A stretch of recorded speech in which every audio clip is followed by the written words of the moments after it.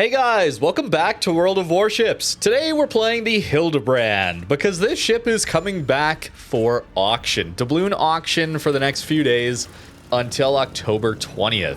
This is one of the nastiest ships in the entire game. I felt bad playing this thing, I gotta be honest with you. I do not like that it exists in the game as is. It is a battle cruiser with Agir guns up front, alongside what is essentially carrier level squadrons, because they reload so quickly. That's the key feature of Hildebrand. We looked at Amiral Lartigue, that is the new steel French version, and that one has pretty long cooldown on its single squadron of planes. Here we get two squadrons. You get torp bombers and HE dive bombers. Torp bombers come back in 80 seconds base, but with some buffs that we can apply to our commander as well as our upgrades. That gets down a little bit closer to a minute, which is kind of ridiculous. You can almost play this ship as a CV only using the planes because your travel time counts towards that cooldown.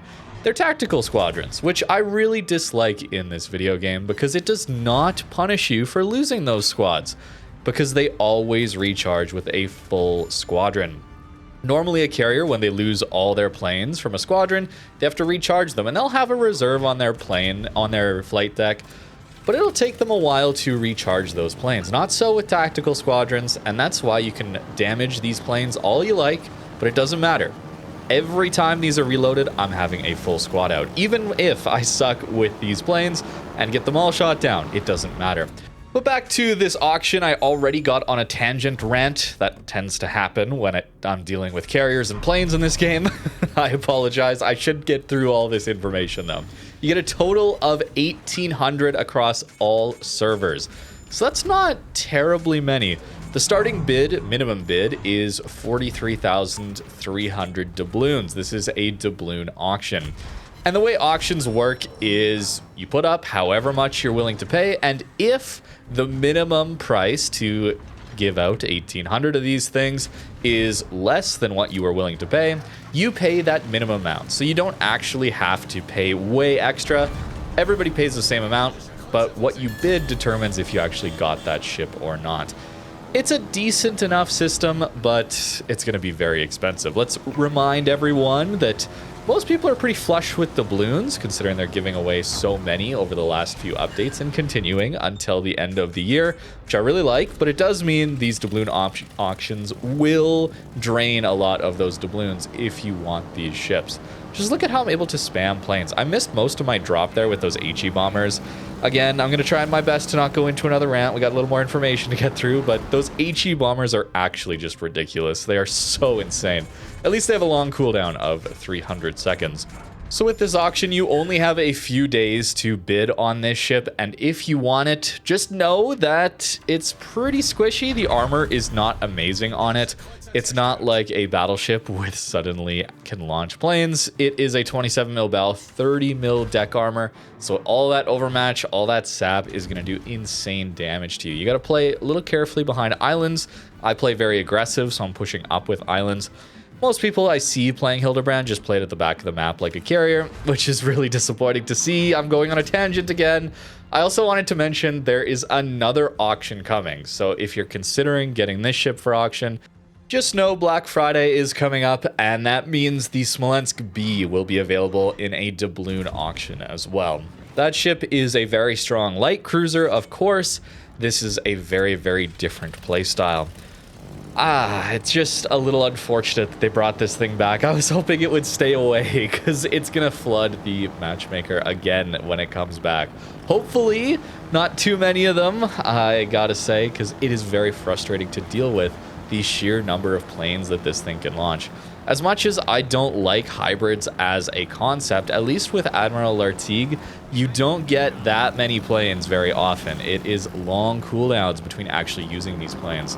Whereas here, even on a relatively short flight, we're another like 30 seconds and we're back to using these planes again. By pushing up closer to some of these islands that maybe some enemy ships are on the opposite side of, you're going to notice another downside with these planes is that they're relatively weak, at least the torp bombers on HP. So launching the planes, going up over islands, and instantly getting smashed by AA means you're going to lose a plane or two before you can drop. Trying to drop into clumps of enemy ships also probably won't work out that well, but again, there's not really much punishment of that outside of the lost squadron that you're going to have to wait a little bit of time to get the next one back.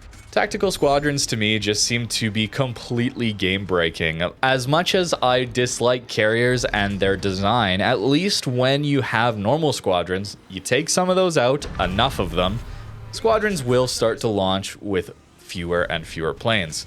However, with tactical squadrons, not only does that mean you always have a full squadron every time they come back up, but it means any drops you're making with those squadrons, now this is more with carriers, this ship doesn't have normal squadrons, but if you're using your tactical squadrons, well, all that time and damage output is not actually being applied to your regular squadrons, which have longer to recharge because you're not using them as often.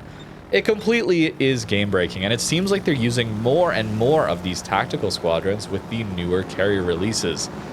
It seems ridiculous to me. We should also probably mention that there is a carrier rework in the works. It's been that way for years at this point, and honestly, we could call it almost a decade of them trying to rework carriers to balance them, make them interesting to play against, and in my opinion, they've been failing rather consistently. So who knows what's going to happen with Hildebrand when it comes to carrier reworks and how that will affect it. So you should know that as well. Maybe if we get a full carrier rework and it actually goes through, some of these hybrids might actually end up changing drastically. Although given how long it's taken them to actually get some of these concepts through, I would assume it's going to take a long time before they actually have any changes that would impact Hildebrand. I should talk also about the guns on this ship being Agir guns. So you have actually a little worse DPM, but remember, we're front guns only. So if we stay bow in, our DPM is a lot higher compared to Agir bow in only. You have 15-second reload on these guns, where Agir gets 20 seconds. Of course, you don't have the rear gun, so it's not quite the same. Same dispersion at battle cruiser dispersion. So remember Amiral Lartigue, the French one. That one has cruiser dispersion on its guns and the same DPM as Marseille. Where Hildebrand, it's got a little bit worse guns technically than Agir, but only if you're using all those guns on Agir. Notice here as well on squishy planes here against triple fightered up Audacious, we still get a full drop through. And look, we'll lose a plane or two in the planes coming back or whatever that return call is. They go up into the sky, but that doesn't matter because of tactical squadrons. It's crazy. It's just crazy to me. I'm going to do my best to not go just on rants all the time and talk more about this ship. But the guns are surprisingly decent. I was shocked at some of those citadels we got into the Ohio especially. Did not think we had enough pen to actually get through that. So the AP does pretty good. The alpha damage here is quite high at 9,500 alpha. Decent enough pen, no improved pen angles or anything like that, but it's pretty solid AP. The HE is a little anemic on its damage, but it pens a lot. And more dive bombers doing 15.7k to that incom.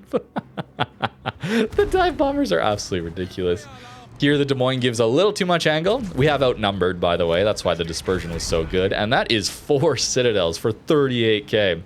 These guns are very good. The armor, not so much, especially at these closer ranges. So pushing up to an island and your team not playing on your flank typically isn't going to end too well for you. Now, the secondaries here do not have improved accuracy, so I would not recommend you build into them.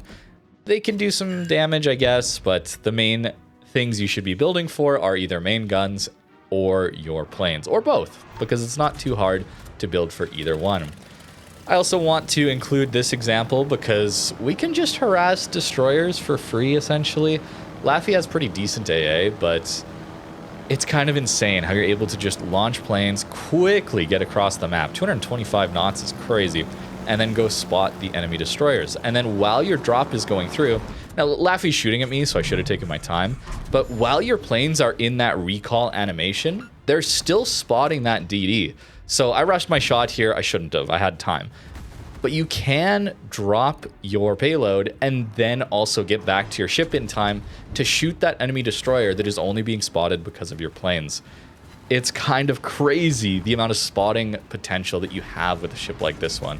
Planes and their spotting is absolutely game-breaking, and they're not doing anything to really fix that. I mean, I know they touched the air detect and the gun bloom not affecting your air detect, but still, it should be minimap only here, because it's kind of crazy that a Laffy or any DD can get spotted by these planes, my own plane squadron, and then I can just quickly jump back to my ship and shoot them again. Again, I should have just waited on this Laffy because he shot at me, so then he got spotted. Should have taken my time to aim, but still, the point, you get the idea. Early game, you actually can spawn these Torp squadrons extremely early, so you can just go scout the entire flank for your team. Here we end up running into defensive fire Guden, I think, as well as spotting the enemy destroyer and seeing that most of their team is actually going to this flank.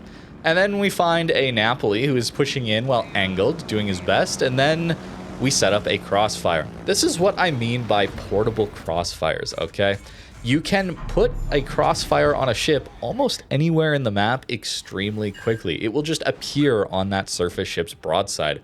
Where if I wanted to set up a crossfire on any ship as a surface ship, well, I only go a maximum, what's the fastest surface ship? Like even 50 knots or so with some of the speed boosts on certain DDs active. Here we're going 225 knots. We can get around anywhere relatively quickly, especially compared to the speeds of surface ships, and set up these crossfires. Look at this Napoli, sitting perfectly angled into my team, but that just sets him up to a crossfire that I can just walk over and deliver. It's kind of ridiculous, and it's just game breaking. I don't know what else to say. I don't like bringing up carriers all the time because I'm just going to say the same thing over and over again. You guys will all agree with me, and Wargaming will do nothing to fix it. And it's just this endless cycle of negativity and frustration. And so I do my best to not bring it up, but here we got to talk about it. This is absolutely busted. Hildebrand, in the hands of someone who doesn't know what they're doing with planes, is still going to be a very good ship. Just flying around and spotting people is going to have a huge positive impact on your team. And you combine that with the ability to reload in 15 seconds or less on Agir front guns. Anybody that goes broadside on is going to take some pretty good damage. Spamming HE can do some okay damage out of this thing too. And you're just incentivized to stay at the back of the map, constantly spamming out these planes, shooting every once in a while, and no one is going to be able to push into this if it plays towards the back like this. If you overcommit in a Hildebrand like I did earlier, sure, you're going to take massive damage and you're going to go down relatively quickly. But a ship played like this one, what are you supposed to do? Hiding behind an island like this, constantly launching planes, spotting for itself? What are you supposed to do to fight against this? It's very, very frustrating design. And I personally don't enjoy playing this kind of ship either. I don't enjoy the way planes function. So that's why I don't play these things very often. I also feel kind of bad. Here is another example of the HE bombers onto a Schlieffen. And this might be the most damage I've ever seen out of them, at least while I'm playing it. 17,300. Like, what did I do well to deserve that damage? I walked over to him and clicked on him, and I got rewarded with 17k. It's ridiculous. And probably a good idea to not pop out from an island on autopilot, trying to push up without scouting the flank that you're on. Big mistake on my part there. I by no means have played this ship perfectly. But I felt bad playing it too. So I think that's all we're going to go over, I guess, today. Actually, I should remind you guys that this is also possible. In a previous video, DDs get absolutely smashed by these HE bombers too. It is not fair, bro. And as for the build on Hildebrand, really, there's not too much in it as far as competing elements. It's very easy to build this ship for its planes as well as for its main guns.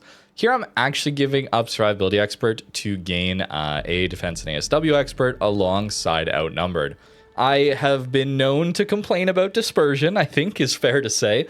So running Outnumbered, I think, makes a lot of sense. And some of the salvos with Outnumbered were very, very good. We obviously want concealment here. 12.5 detect isn't bad.